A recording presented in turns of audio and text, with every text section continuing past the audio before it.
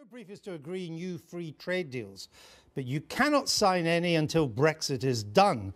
Can you even begin proper negotiations this side of Brexit, or is that illegal too? We cannot negotiate and conclude a trade agreement, but of course we are able to scope them out. And of course, but you can't negotiate. We can scope them out. We can get our preparatory work done. We've got 10 working groups now established across the world with countries from Korea to the United States to Australia. But you cannot, I know scoping them out is fine, you can talk about trade, but you cannot begin formal trade negotiations until after Brexit. Not formal negotiations, but we've got trade working agreements. Now, to explain that, free trade agreements aren't the only thing that are in the mix, as it were. It's the free trade agreements are what people think about, but we've got other things. It's what's called mutual recognition agreements, where we can actually reduce some of the barriers to trade, something called the technical barriers to trade in that process. And of course, we've got a number of other things going on. We've got to get our trading schedules in Switzerland and Geneva at the World Trade Organization organised. Then we've got 40 EU free trade agreements that we're party to. We've got to get all of them ready, because if we were not to negotiate those and be ready on the first day of Brexit, there would be huge market disruption. Right, and I want to come on to that in a minute. But although you can clearly do a lot of technical work and you can have lots of talk, you can talk till the cows come home. But the fact is there will be no free trade deals on the shelf ready to sign come March 2019, when we're meant to leave the EU. That's correct, isn't it? Well, technically there will be some new ones, because the agreements that we have with third countries through the EU will be new agreements, and there will also be third parties. There'll be no free trade deals ready to say, right, we're out. No, here's a free trade. Here's a deal I've baked earlier. No, because right away, because we're not permitted to do that as part of our membership of the European Union. And one of the things that I want to get, of course, is to get greater freedom to be able to negotiate on behalf of the United Kingdom. That's not possible when you're inside the customs union. There's much talk now of a transition period after March 2019. You told Bloomberg you didn't mind a few months. The Chancellor this morning said it wouldn't be a few months, it would be a couple of years. What is it? Well, I think the key thing is, why would you have a transitional agreement? How long would it be, and what would the conditions be? For me, first of all, we have to leave the European Union in March 2019, so there can be absolutely no case of us extending our EU membership. At that point, as a third country, we can have a transition agreement that keeps as little disruption as possible. But again, I think it has to have an end date. That has to be clear. You said a few months. The Chancellor says years. Why is that different? Well, I think it's, as the Chancellor explained this morning quite correctly, it's more a technical argument, this, because, for example, how do we get new border equipment in place? How do we get the arrangements for immigration put in place? But for me, I've waited a very long time and campaigned a long time to leave the European Union. As long as we leave in March 2019, then I'm happy, as long as we've got a very time-limited transitional period to make it work for business. I understand this, but the Chancellor doesn't deny the transition could take up to 4 years. The Brexit Secretary, David Davis, says it could be a maximum of 3 years. You're talking months. Shouldn't you sort out this message round the cabinet table instead of all three of you sending mixed messages to business and to voters? Well, it will be dependent upon what, for example, HMRC tell us in terms of our customs capability, how the investment in that is going. It's also a question of negotiating with our European partners. We know what's involved. Why are you all sending out these mixed messages? Well, I don't have a problem with the transition period as long as it's time limited, and as long as, and very crucially, and here's a very crucial element, it's not just the time, it's the conditions. I want, in a transitional period, to be able to negotiate agreements at that point. What we can't have is a putting off of the point where we have freedom to negotiate our trade agreements. Well, let me ask you about that. At the moment, is it clear that you would be able to sign any free trade deals during a transition period? No, that's to be negotiated. That's one of the elements we will want to see. So if Mr. Hammond is right, or even Mr. Davis, it's up to 3 or 4 years, it could be 2021, 2022 before you get to sign a free trade deal. Well, we don't know how long any of them would take to negotiate. The point you made very correctly a little while ago is they don't happen overnight. Would you even be able to negotiate during a transition period? Well, I would hope we'd be able to do that. I would hope that's one of the conditions we would set. But you might not.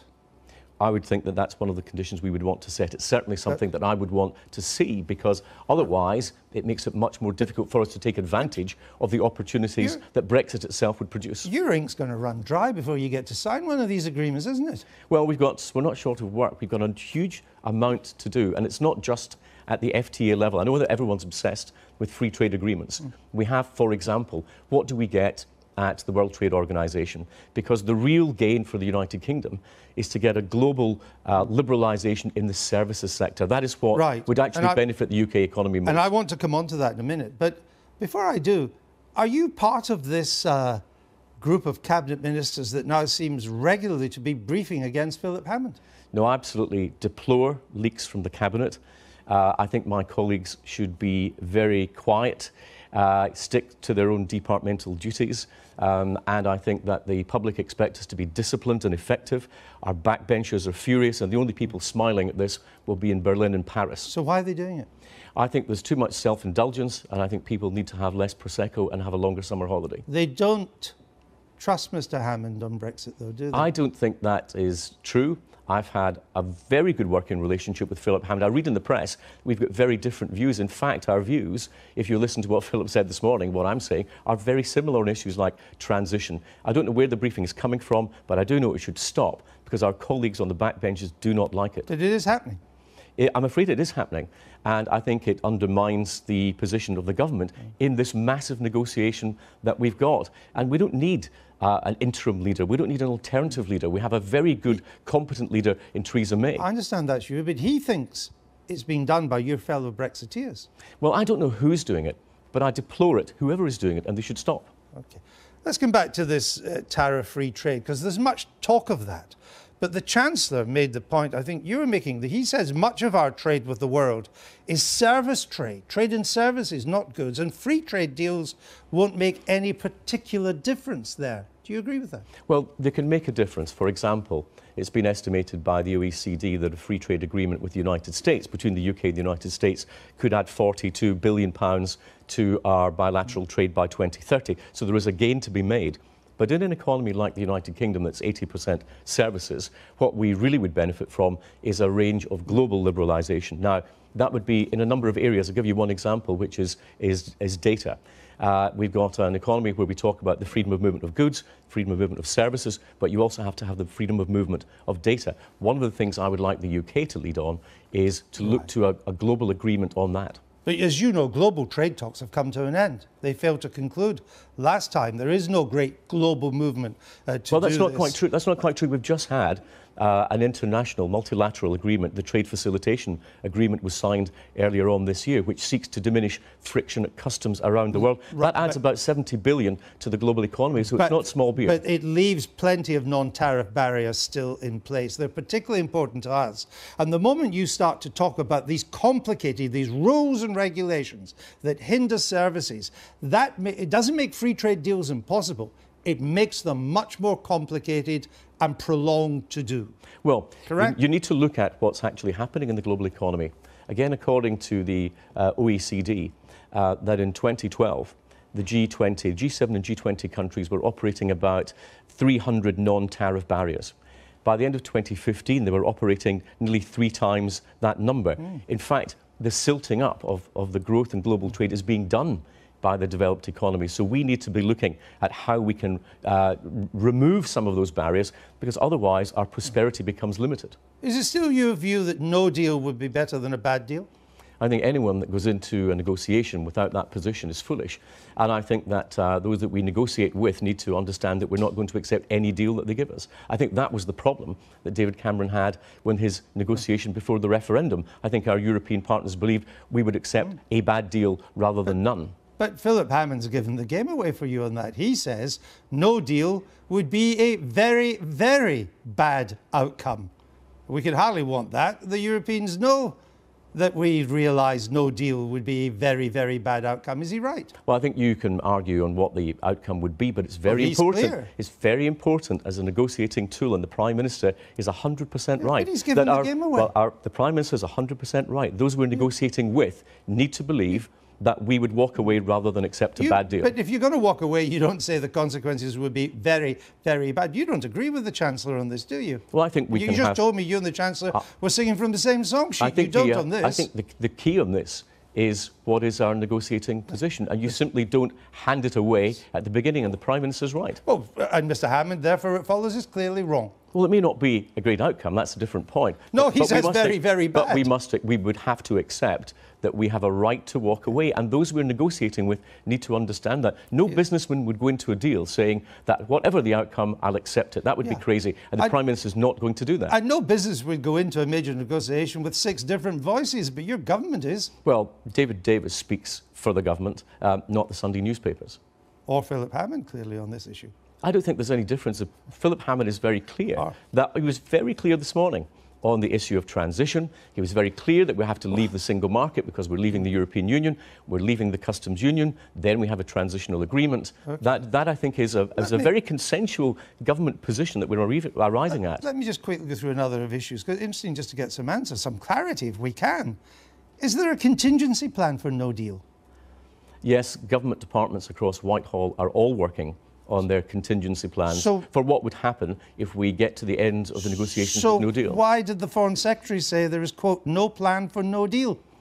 There are contingency plans across Whitehall. So is he just wrong or out of the loop? Well, I don't know when that was said, but I tell you that there are contingency plans. My department and all other departments have been specifically He said it tasked. this week. He's been specifically tasked. Secretary of State, he said it this week. Then that's not correct, because there are contingency plans across Whitehall in case there is no deal. We would be foolish not to have such contingency plans. We'd be irresponsible not to have such plans. Well, but I understand the argument. You just need to bring the Foreign Secretary. I mean, he is only the Foreign Secretary, but you should bring him in, I would have thought, but that's your job.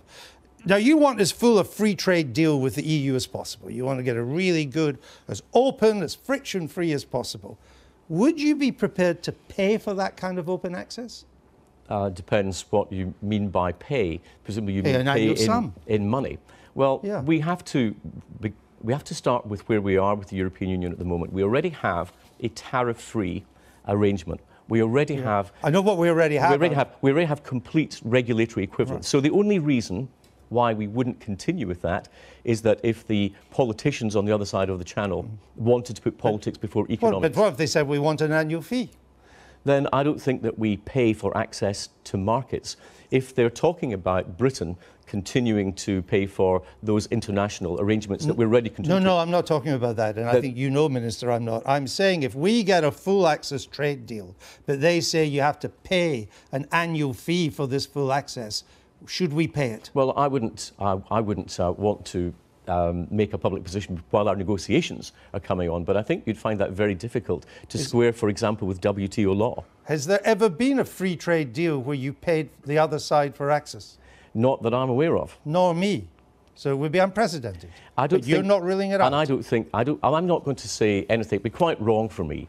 As you correctly point out, Andrew, we shouldn't have a number of different cabinet voices ahead of our negotiation, so I'm not going to do that. And so we will have a negotiation. We will try to get as free a deal as possible. Let me tell you why. Let me tell you why it's important. Oh, no, I know why it's important. I've got another question that is important, because you mentioned it earlier, Minister, and you've said the EU has trade deals with a number of other countries at the moment, of which we're part of the EU. South Korea, Canada, 2 examples. I think there's 30 odd, maybe more. Yeah.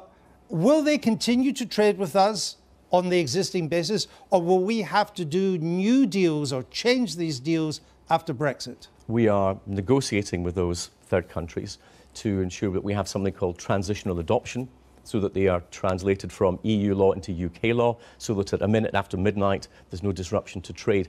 However, so you're not clear, is it? Well, it is very clear, but you're not quite right about the Canada deal, because Canada has not yet been ratified by the European Union. You know what I mean. So we don't know yet if we can carry on trading with those countries that the EU already has a free trade deal with on the same basis. Well, we're trying to, but we don't know. We have not spoken to a single country, and we've got working groups already with Switzerland, for example, Korea, which together make up about 82% by value of those EU free trade agreements for the UK. Not a single one of those has indicated in any way, shape or form that they didn't want to carry out this transitional adoption, which gives me a lot of confidence. In the case of Canada, In the case of Singapore, for example, where that agreement has not yet been reached by the EU, we'll have to think there about a plan B, about how we go into a bilateral agreement with them. All right. Sitting back at this, just finally, Minister, I mean, the EU now regards Mrs May as a lame duck leader. That's true in Brussels, Berlin, Paris. The Cabinet now speaks in several tongues. We've heard some of these tongues this morning. They're all over the papers. There's a hung parliament. Labour's not going to save you bacon on Brexit. They want a quick election and they'll vote to bring that about. This election result has severely undermined Britain's negotiating position, hasn't it? Well, it's made it more difficult in terms of the parliamentary handling.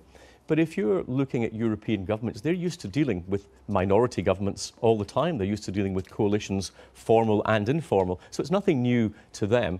The key is that we've got something stronger than that. We've got the will of the British people behind us, clearly expressed in the referendum, that we're going to leave the European Union, whatever Tony Blair or anyone else says.